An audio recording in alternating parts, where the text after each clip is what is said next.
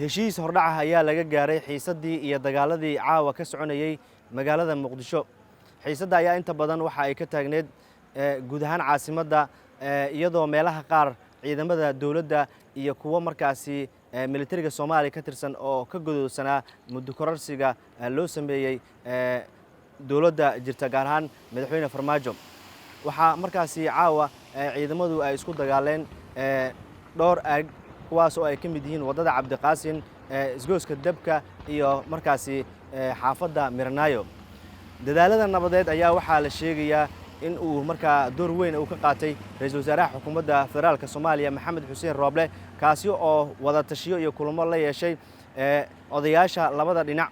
waxa uu markaasi ku guuleystay sida wararka warbaahinta Nation ay ku heshay ay sheegayaan in ciidamada caawa isku horfadhiyay magaalada Muqdisho oo dirirtu ay dhexmarto in la kala qaado, kadibna saacadaha soo xigo wada hadal toos ah dowladda Soomaaliya iyo dhinacyada diidanba ay kulmaan, isla markaana ay ka wada hadlaan waxyaabaha markaasi lagu kala aragti duwan yahay. caawa jawiga ayaa markaasi ahaa mid qasnaa, iyadoo haatan oo aan idil hadlayno isku socodkii gaadiidka iyo midkii dadweynahaba uu furan yahay. inkastoo xilli saqdhaxa ay tahay, haddana waxaan cagta soo marinay oo aanu tagnay goobihii laisku horfadhiyey, iyadoo markaasi aysan jirin ciidan haatan isku horfadhiya magaalada Muqdisho. inkastoo magaalada Muqdisho ay xaaladdeeda degan tahay, waxaa keliya wararka aanu helnay waxay sheegayaan in xaaladdu ay degan tahay.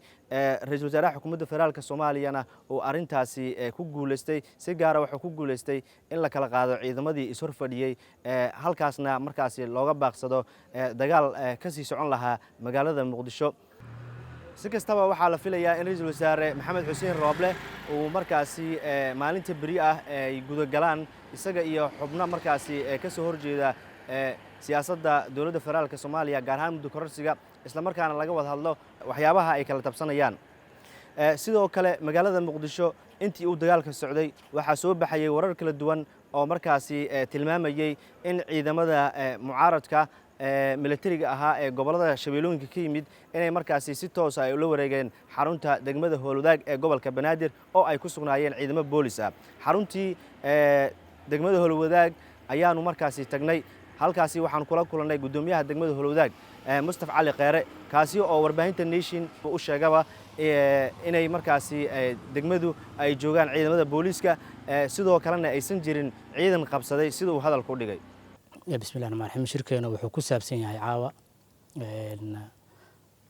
warbixintii qaldaneed ee laga soo gudbiyey la yiri waxaa la qabsaday xaruntii degmada Howlwadaag.